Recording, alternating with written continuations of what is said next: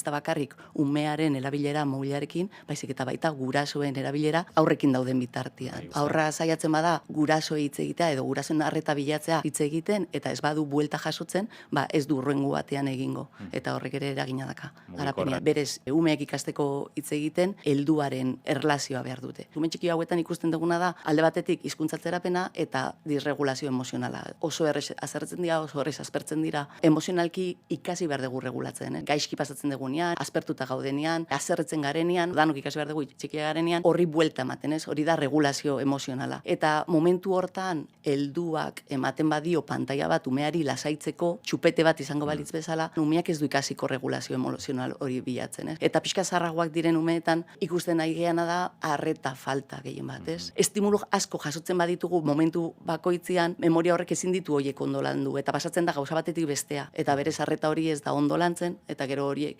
ikusten dugu ikasketako zailtasun handiak, hori 6-7 urtetik aurrera. Liburua paperan irakurtzea, idaztea eskuz, emaitza hobeagoak lortzen ditula ordenadorian baino. Ikasteko zeo zer eta ikasketa hori sendoa izateko buruinan kostau inbertzaigu. Berez ezin diegu utzi behaiei kontrol hori jartzea, kontrola gurasoek jarri behar dugu.